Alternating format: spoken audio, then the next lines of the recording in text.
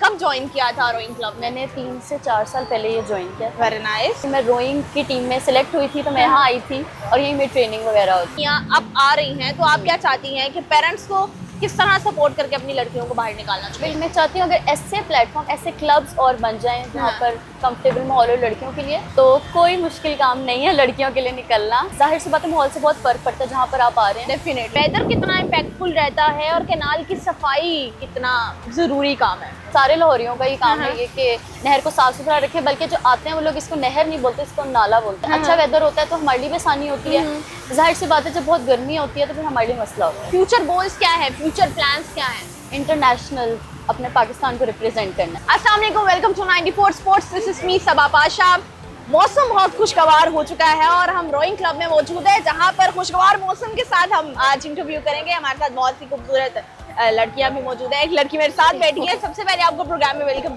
Thank you sir. क्या नाम है आपका? महानूर अल्ताफ। अच्छा महानूर, आपने कब ज्वाइन किया था रोइंग क्लब? मैंने 3 से 4 साल पहले ये ज्वाइन किया। Very nice. और Lahore college for women university है, मैं वहीं से इंटर भी किया हुआ यूनिवर्सिटी भी। और मेरा यहाँ से एक्चुअली मैं रोइंग की टीम में सिलेक्ट हुई थी तो मैं यहाँ आई थी और यहीं मेरी ट्रेनिंग वगैरह होती है। Very nice. अच्छा, कितना कंफर्टेबल है लड़कियों के लिए यहाँ पे प्रैक्टिस करना? क्योंकि मेरा यहाँ आना जाना रहा है, मैंने देखा है कि वो कंफर्ट जोन प्रोवाइड किया जाता है लड़कियों को। तो आप कंफर्टेबली यहाँ पे प्रैक्टिस कर लेते हैं या there is some kind of issue? You know, मैं ऑब्जर्व करती हूँ, लेकिन आप यहाँ पे ट्रेनिंग कर रही हैं, you must know the things. Exactly. मैं यहाँ फर्स्ट डे से जब आई ना तो यहाँ पर लड़के भी थे और लड़कियाँ भी, स्पेशली जब हम ट्रैक सूट में होती हैं लड़कियाँ मोस्टली कंफर्टेबल नहीं होती। लेकिन ऐसा माहौल था कि पहले दिन से इतना फ्रेंडली माहौल, इतना कंफर्टेबल माहौल कि लगा ही नहीं कि वो लड़के हैं। वो इतना लड़का और लड़कियों में फ़र्क ही नहीं लगा। तो पहले दिन से बहुत इजी था। और ऊपर से हमारे कोचेस इतने ज़्यादा सपोर्टिव, इतने फ्रेंडली कि उन्होंने बिल्कुल छोटे बच्चों की तरह हमें ट्रीट किया और बहुत ईजी था। अच्छा मनूर, मुझे अब्दुल्ला जो यहाँ के सेक्रेटरी हैं उन्होंने बताया भी कि अब आपकी टाइमिंग्स भी जो है वो अलग कर दी हैं फॉर कंफर्ट जोन।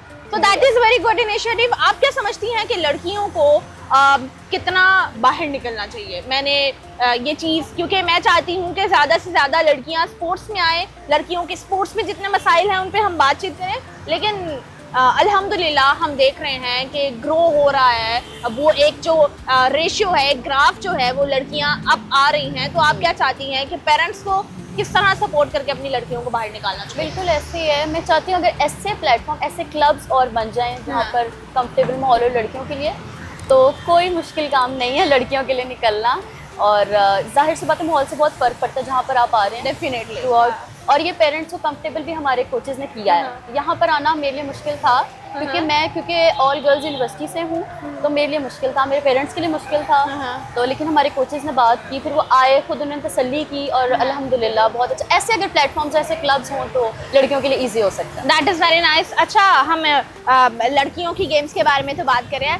हम ये जो जगह है, मैं इस जगह को बहुत आइडियलाइज करती हूँ क्योंकि कैनाल की जगह, अभी मौसम भी आप देख रही हैं, जब मौसम अच्छा होता है बहुत अच्छी जगह है। तो मुझे ये बताएं कि जब कैनाल पे आप प्रैक्टिस कर रहे होते हैं तो how is it feasible for you? Whether कितना इम्पैक्टफुल रहता है और कैनाल की सफाई कितना ज़रूरी काम है? पता है क्या, यहाँ सफाई का तो जाहिर सी बात है, सफाई यहाँ बहुत ज़्यादा होती है। हमारे क्लब में तो बहुत ज़्यादा होती है, लेकिन जाहिर सी बात है ये क्योंकि ओपन है तो यहाँ लोग वगैरह गंदगी ये नहर में डालते रहते हैं। जबकि ये सबका काम है, मिलके सारे लाहौरियों का ही काम है ये कि नहर को साफ सुथरा रखें। बल्कि जो आते हैं वो लोग इसको नहर नहीं बोलते, इसको नाला बोलते हैं, गंदा नाला। लेकिन नहीं बोलना चाहिए, जाहिर सी बात है। हम यहाँ प्रैक्टिस वगैरह करते हैं, काफ़ी इशूज़ इस मामले में होते हैं, लेकिन खैर कोई बात नहीं। और वेदर का बहुत इम्पैक्ट पड़ता है, हमारी ट्रेनिंग पे बहुत फ़र्क पड़ता है। अच्छा वेदर होता है तो हमारे लिए भी आसानी होती है। जाहिर सी बात है जब बहुत गर्मी होती है तो फिर हमारे लिए मसला होता है। ठीक है, हम डेफिनेटली यही चाहेंगे। फ्यूचर गोल्स क्या है, फ्यूचर प्लान्स क्या है?